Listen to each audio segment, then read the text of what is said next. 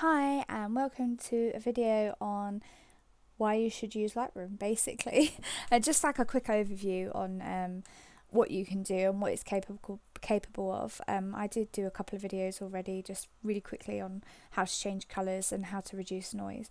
I've already started on a before and after picture where I've kind of made it more vibrant. I've taken the green out here. You can see that that one's way more vibrant. I've taken the green out of the background completely because I think it really zooms in on the owl.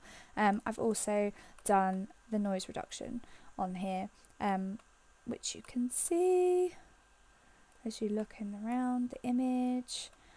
When I did it, I kind of focused more on these feathers here so I could kind of keep the detail on the area that was focused, because I obviously focused on the eye when I took the photo. So that was the after picture, and how did I get to that? Well, let me show you. So I'm just going to open an image that I haven't done. So when you kind of start out, you kind of got a little catalogue of all your images here. I don't sync all of my images, which is something it likes you to do. I export all of my images as well, so I save them in their own file, in their own place on my computer, because that's just how I like to do things. So we're gonna just start like normal. So this is what it would be like when you open it, except you can have it as just a single screen, or you can have it as before and after. I usually have it as single screen, to be honest. You can crop, you can kind of do a spot removal, red eye removal. This tool, the graduated filter, is great for when you've got a sky. So if the sky was really white and misty, you could put the filter there and drag it down, and it kind of brings the colour back. And it has all its own settings for that in here. Then you've got like the radial filter, and then you've got adjustment brush. So I don't really use those two so much. I kind of just fix my images a little bit. I do prefer to do my cropping in Photoshop because it's just a bit more content aware when you're cropping. And if I wanted to kind of get the rule of thirds right, I might want to add a bit more tree up here and stuff like that. It does that for you. So okay, so we're going to go for the basics. I was always taught, which I've said before, to hold, shift and double click whites and blacks. Now you can push auto up here and it will just do an auto. I mean, I think that was terrible. It just automatically does it for you, the settings that it thinks are good. I'm not sure how it thought that was good, but it did.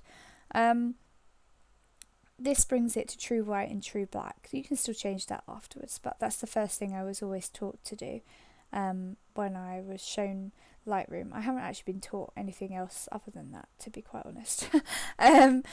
So then that's when I start playing around with like the exposure. I don't usually change the exposure because I kind of am usually quite happy with that. A lot of people like bright pictures. I'm more of a kind of, especially for an owl in the woods, I just don't think it's supposed to be bright, you know. It's all down to taste, that kind of thing anyway. So I'm going to start with the shadows and just bring that down a bit. It brings all the blacks to be a bit more vivid. You can bring your highlights up, so that's all kind of brings certain parts of the whites brighter. I usually would bring my contrast up very slightly for an image like this where there's lots of colour and browns and stuff. You got like the clarity, so that's kind of how vivid you want your image. You have vibrance. I never really play around with those, I'm going to be honest. Can't get it. And then obviously you got the saturation, so you can take the colour out completely.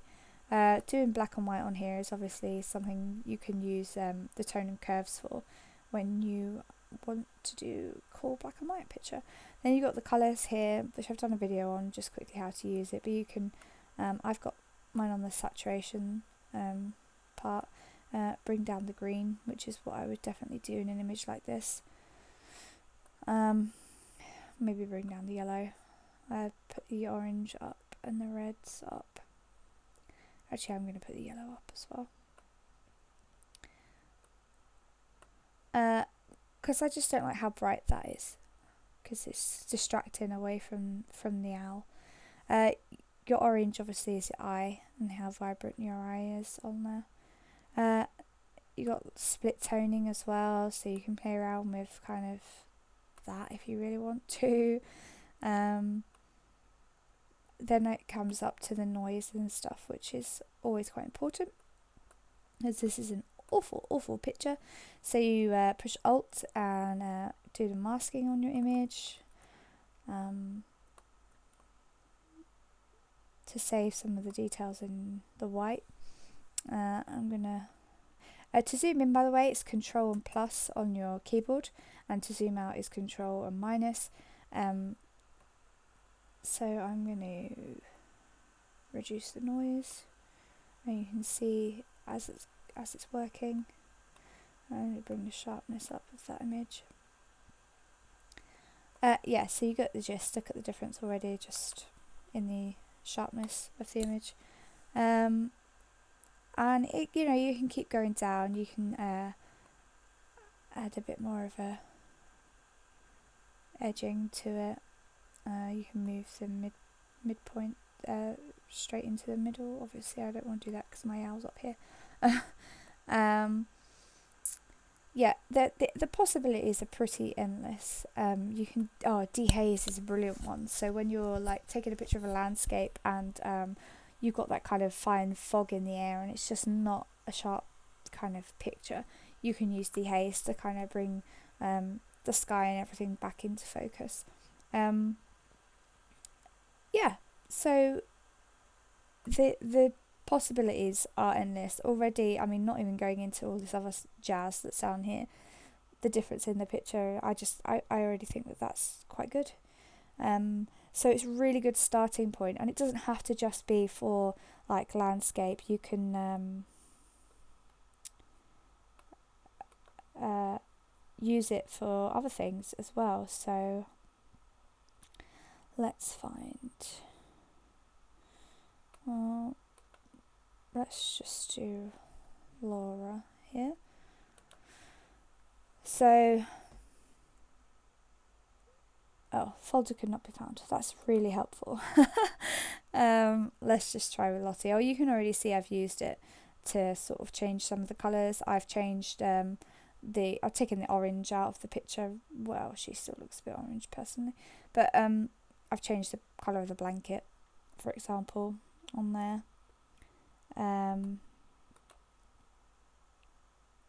You can just use it on pretty much anything. This is my dog. This picture is this file cannot be found either, which is really helpful. I've obviously moved a lot of stuff around recently. Yeah, so basically you've got all these opportunities to change all of these kind of background colours on the images that you've used. It doesn't have to just be for landscape. It can be used on like babies or people. When you take a picture and it's quite orange, you can kind of adjust that. So yeah, it's like my go-to program before I open it in Photoshop, which I then pretty much just finish up with a bit of cropping and stuff like that. So yeah, thanks for listening, and I hope you enjoyed the video.